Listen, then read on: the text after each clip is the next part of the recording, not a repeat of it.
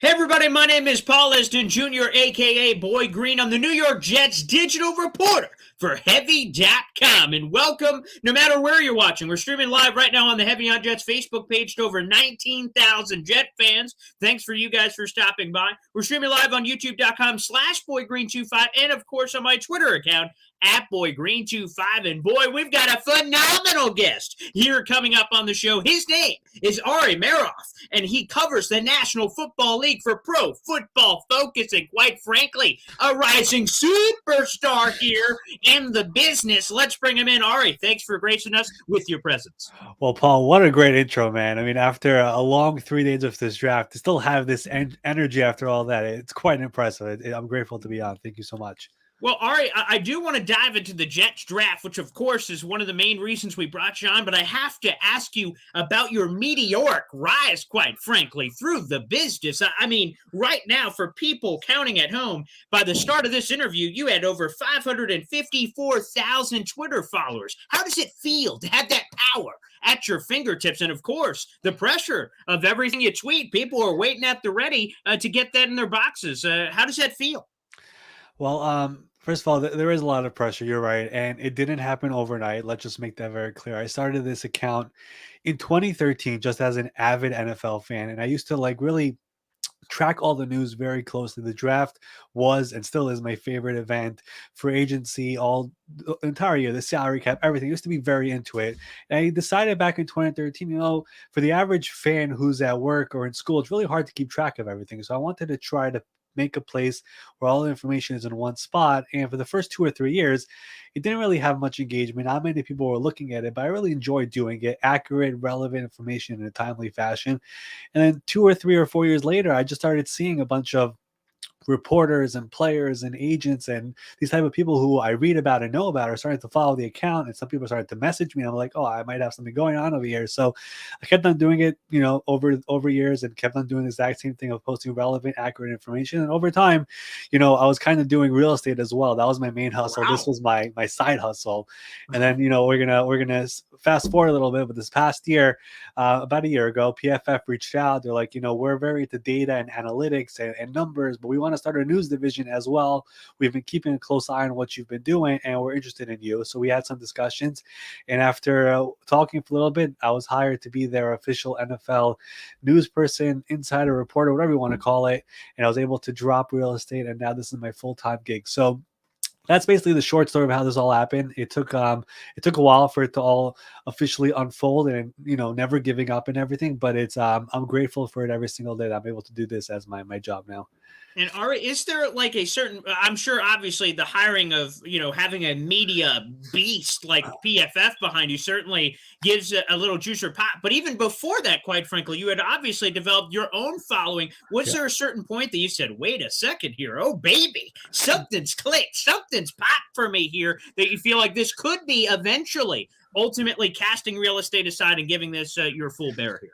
Yes, I think it was maybe 3 or 4 years in, and I made a post of, the league sends out a memo during the season of the top 2 players at each position for the Pro Bowl voting, right? Right. So all of a sudden, I make that post of each player at their position, whatever it is, and like a few hours later, I get a direct message from a star player in the league who messages me, and he's like, "Hey man, do you know where I'm ranked right now in the Pro Bowl voting?" And I was like, "Yo, whoa, why is this guy messaging me?" It's like so random, right? Yeah. So I was like, I'll look into it. I'll ask around, whatever it is. I wasn't able to get the answer for what it's worth, but the guy messaging me was like, I was like thinking to myself, why is he messaging me? So I asked one of these salary cap guys, like, do you know why this player is messaging me?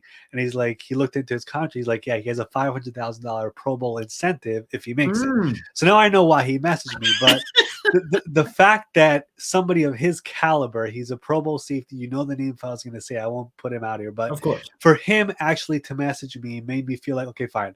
The fact that he's doing that makes me feel like I have something going on over here. I'm doing something right over here. That was probably the moment where I felt it, and I just kept on doing the exact same thing. And eventually, we've had a lot more great people follow, a lot more people messaging, a lot of great conversations, a lot of great discussions, and here we are.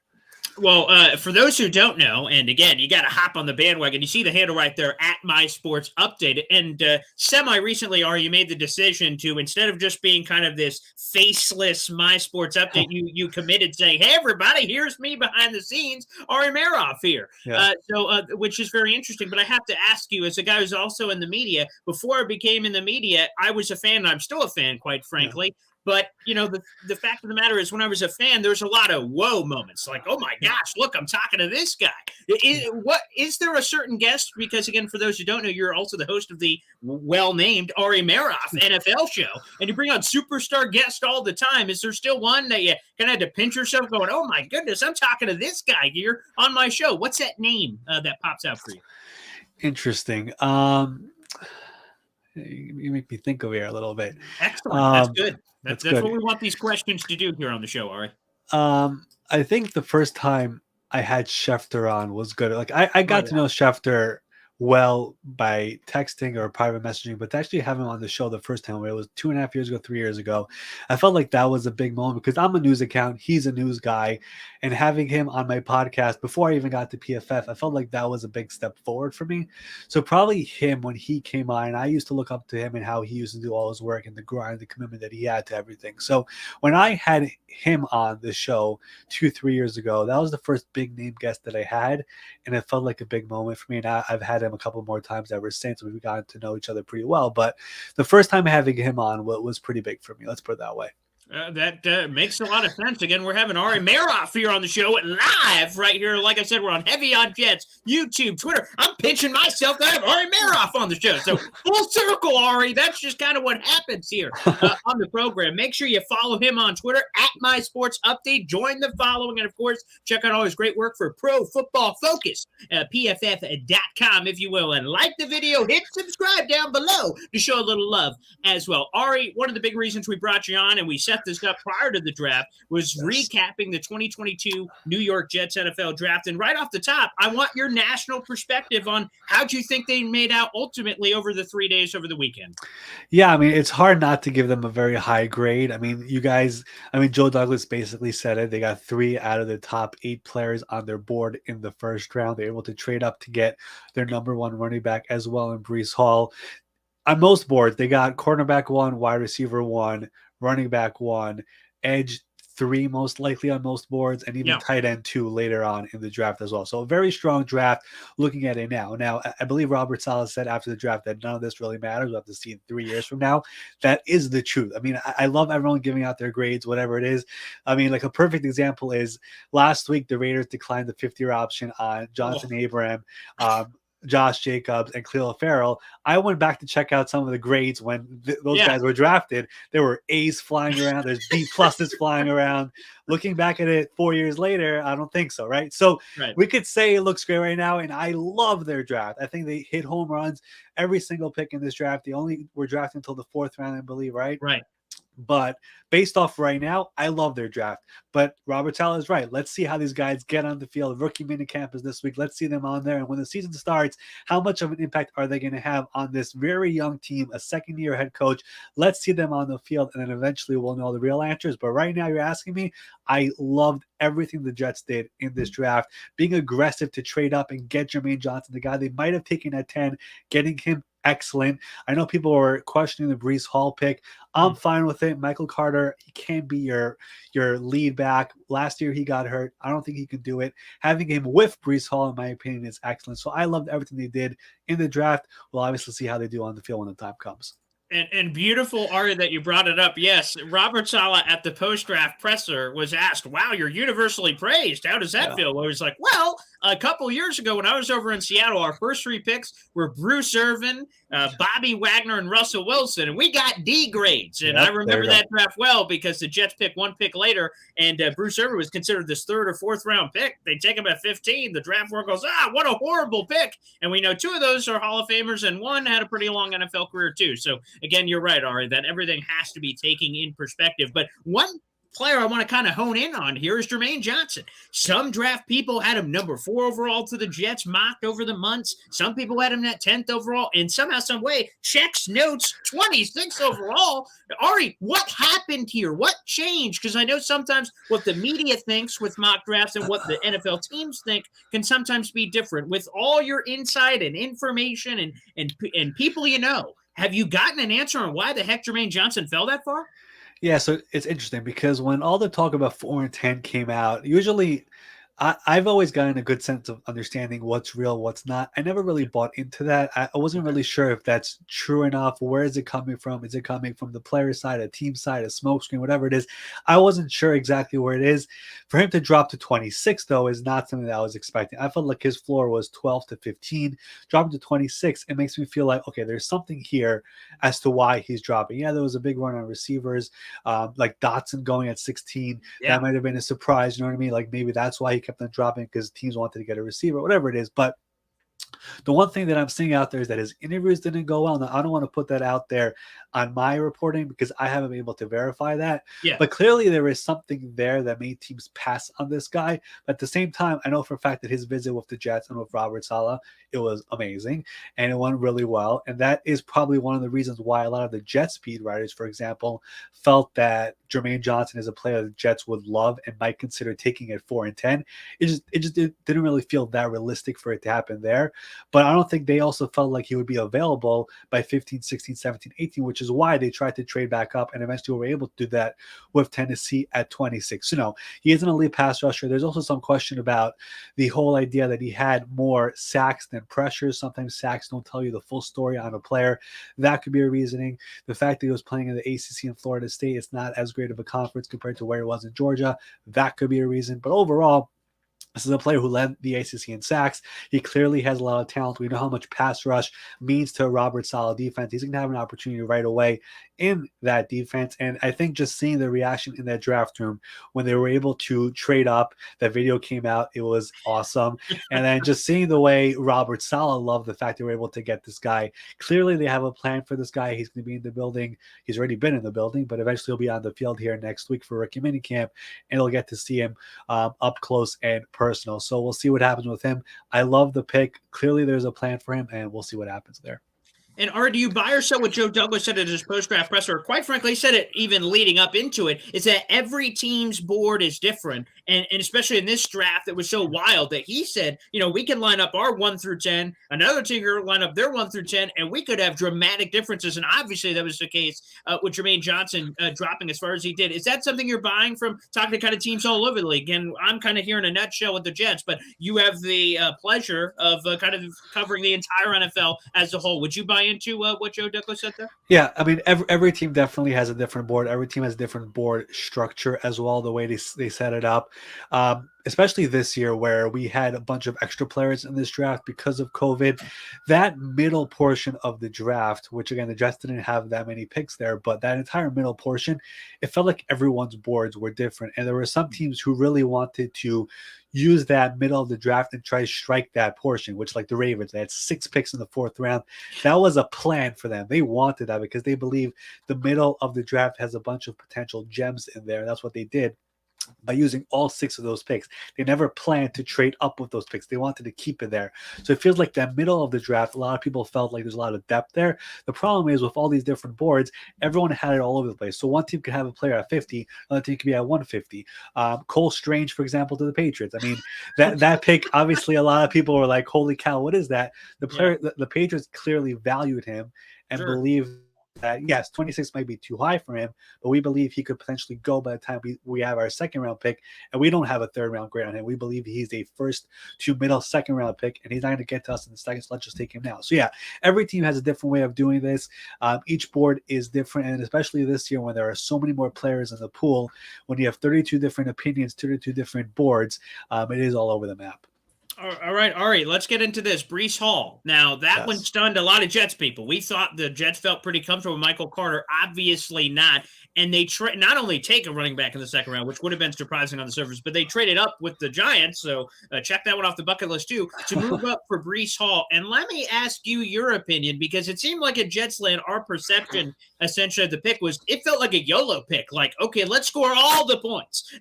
We don't care. We're just going to surround Zach Wilson with as many weapons as possible, despite what appeared to be other needs at safety, linebacker, interior defense line. Like there were other things, on the outside looking in that were higher on the priority scale, but the Jets didn't care. They are doing an all-out aggressive approach to give the best supporting cast possible to Zach Wilson. Yes, 1000%. And again, this is a rookie quarterback going into his second year. This is the year to try to give him as much talent as possible around him.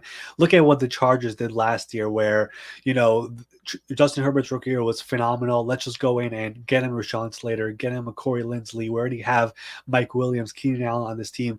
And then if he excels in his second year, you go all in his third year and try to add as many pieces as possible, which what the Chargers did this year with Khalil Mack, JC Jackson. So if Zach Wilson has an exceptional year this year and they put together a lot of pieces around him, next year is when the Jets just go all out and try to build a Super Bowl team around him. Obviously, he has to prove that this year. But going back to Breece Hall, first of all, the Jets trading up, there's a reason behind that. That is getting in front of the Texans, who would have possibly, or even most likely would have considered taking him there. And that's probably proven because they did take a running back, I believe, in the fourth round with the Florida running back. So that's part one when it comes to that. So trading up, that's Joe Douglas knowing other teams' needs and interest and positional value, and him jumping in front, doing a trade with the Giants, which is usually rare, but it's happened before. It happened with Leonard Williams, for example. Right. So that's a good point. yes, so they did that trade. Joe Shane is a new GM. Clearly, he has not fully realized the New York rivalry yet, but he'll get there eventually. But yeah, a smart trade if they wanted to get the player, and clearly they did. You get Breece Hall. The whole idea of possibly liking or not liking him, I mean, I kind of mentioned it before. I know Jets fans love Michael Carter, but the simple reality, he is undersized, and he's gotten banged up, which is why you end up seeing guys like Ty Johnson starting for this team later in the season, which is probably something you don't want to see again. There's no denying that Michael Carter just isn't built to be a full-time running back. So if anything, this is a good thing for Carter and the Jets. He should not be a workhorse. Let Breece Hall do the heavy work, and Carter will get his reps in as well. And now you have two dynamic running backs on this team. And again, you're allowing Zach Wilson, who has potential to be this gunslinging quarterback, but you're also giving him the element of having some layups there with this offense. By adding a Garrett Wilson, adding a Breece Hall, you're giving him some options there where he doesn't have to always feel like he has to do the big thing. Take the easy ones whenever it's there, and you'll have that with a Breece Hall who can catch as well. You have that with a guy like Garrett Wilson, who is so dynamic, who I'm sure we'll get to as well. So I love what the Jets did. It's about building around this young quarterback and giving him these options where he doesn't feel pressure to do everything. And now he has all these other options as well around him, where you could, take a step back, take a deep breath, and eventually slowly grow in this offense, this Mike LaFleur offense, which many people tell you is a bit complicated. But obviously going into year two, I'm sure he's getting it down by now. And eventually it's going to start clicking for Zach Wilson. That's exactly what this team is waiting for. Ari, can you pull out the crystal ball? Zach Wilson, what are we seeing in year number 2? I mean, Jet fans are on the edge of their seats. They want a franchise quarterback. They haven't had one in a long time. They haven't been to the playoffs in over 11 years. Ari, what could Zach Wilson do with all of these weapons? Well, I'm not a big predictions person, as you could probably tell from my Twitter account. I try to keep that to the Stephen A. Smiths of the world and whatever. but the whole thing is that especially with quarterbacks, year 2 is usually the leap, right? We saw it with Patrick Mahomes. We saw it with Lamar Jackson. We saw it with Kyler Murray in year 2. All these quarterbacks usually take that second year leap, and that's what you wait for, right? Joe Burrow had a second year leap. That's usually where it is. And usually teams realize, obviously, the rookie contract is a big element of that. Go all in, try to add as many pieces around your quarterback and see him grow. So again, we already talked about all these pieces being added around him. I love the idea of adding a CJ Uzomah and Tyler Conklin, who's also very underrated, adding both those guys as well onto this roster, making his life easier. So the hope, obviously, is to see the second year leap like these guys I mentioned before. But overall, just seeing him become a NFL level quarterback, being to that middle level. And again, Robert Saleh is a defensive minded guy. Having now a Carl Lawson coming back, having a Sauce Gardner coming in, hopefully that defense could lead the way, especially now with all those guys. And Zach Wilson doesn't have to be the guy who has to do everything, but he has all these guys around him where they're able to score 21, 24, 28 points a game. And the defense does just enough for you guys to win. I think that's the hope. I don't want to go out and say they're going to win the AFC East. I think that's Buffalo's division. division, but I want to see them being competitive and believe they've put together a roster. When you combine free agency of last year and this year, the draft of last year and this year, where last year's draft also has a bunch of great pieces and they're going into second year as well, I feel like now is the time for them to just take that step forward. And instead of being picking in the second overall, fourth overall, hopefully you're picking by 19, 20, 21 next year. And then by then, for agency of next offseason, when you just go all in and try to eventually be picking, making the playoffs and see what happens there. So I'm not going to be the one who goes out and tries to be ultra positive and say you guys are making the playoffs and whatever. Maybe that happens. You never know in the NFL. But I think just having that step forward where you guys are winning games, you're in games, and there's meaningful football in November, December, I think that's what they're looking for. And I think they're in a good position to do that. Ari not quite willing to go Super Bowl for the Jets. That's okay. Rate it in. I'll take November, December football, quite frankly, Yes. after everything, unfortunately, we've been through. All right, quick question on this. You brought up Garrett Wilson, of course, who they ended up taking 10th overall, which I would assume likely takes him out of all the superstar races they would have been in before with DK Metcalf, A.J. Brown, Deebo Samuel, and Tyreek Hill, and all those guys. What do you make of that decision to ultimately, they didn't want to pay the piper potentially for the Tyreek Hill crazy contract, and he wanted to go to Miami and all these other opportunities like Deebo and everything else. What do you make of them deciding not to go with the superstar and instead go with the rookie? What do you make of that decision? Well, I think they were open to the idea of going for a veteran. It's not that they didn't want to. Like, the Tyreek Hill deal was done. I mean, the trade competition was done. The contract was done. It was just his choice, and he chose Miami. Deebo's situation a little bit different because it sounds like the offer they made was not a good enough offer. That's number one. But it also sounds like San Francisco never wanted to fully engage. So I think the offer that leaked out, which people saw, that's like the initial offer a team makes, which is like the starting point, and eventually there's a conversation with the other team that comes back to you. I don't know if San Francisco ever came back to them. That's really where I feel like people are missing that part of it. That's the Jets' initial offer. Then a team comes back with a counter offer. I don't know if there was ever a counter offer. So I don't know where I think the offer for Deebo was reported by a San Francisco outlet, which makes me think that's coming from there, which makes me think there was never a counter offer from San Francisco. I'm sure the Jets would have been willing to do more if there was some engagement going on, but clearly San Francisco was not interested unless the team comes in originally with a crazy offer, which the Jets were never going to do because that's not the way Joe Douglas operates. So that's my outlook on it. I'm sure if they wanted to possibly have conversation, it would have gone deeper. It just feels like it never got to that point. Ending up with Garrett Wilson, I think he was the number one wide receiver on the board. For them, he was the number one wide receiver on most boards. I know Atlanta just wanted to get a bigger bodied guy, which makes some sense. But this is a guy who's just going to open up the playbook for this team. I mean, he could do so much. He plays bigger than what he looks like also, which is pretty cool. I think a lot of people will tell you that. His catch point skills, his radius, I mean, is also something that people will tell you. Again, it's somebody where for Zach Wilson going into year two, he needs weapons, and they got him weapons. And Garrett Wilson on most teams' board, as I said, is a top receiver. And I'm sure they would have preferred a veteran, someone who's done this, been there, whatever. But Garrett Wilson is someone who is, again, a top elite receiver who's going to help right away. And with Michael LaFleur's offense, it feels like he fits perfectly for what they're trying to do. Is going to create space easily. It's what he can do. And I think the whole back pages in New York, Wilson to Wilson, it just feels like it's a perfect fit for New York as well, just having a Wilson to Wilson element. So I'm excited to see how that all unfolds. And Ari, as we're kind of wrapping up here, you said that your prior history was in real estate, correct? That is correct. Okay, so with that being said, give me the real estate pitch for the Jets. All the Jets people that are listening in, that you're trying to sell me. You're trying to sell me a house, Ari. You are trying to give me some real estate, but do it for me for the New York Jets in 2022. Why should Jet fans be hyped up? Why should they be excited? Why should they be optimistic that, wait a second, perhaps this could be the year to flip the switch and see some legitimate progress? Well, I think we already mentioned the first part, which is a quarterback going into his second year. That's usually when we see the leap. On top of that, I think Joe Douglas, this was his first draft where it was not a COVID year, right? His first one with Becton, that was he just got in. That was everyone doing their drafts at home. It wasn't a real year of actually evaluation. Last year, they were still in a bit of a COVID situation. It was a good draft. This was his first year where he was actually able to do his thing. He's a talent evaluator at heart. His whole staff is as well, and they were able to actually go out on the road, Senior Bowl, coach these guys, go around the country, go everywhere. So that's the first element of it. I know some people were not happy with his 2020 draft.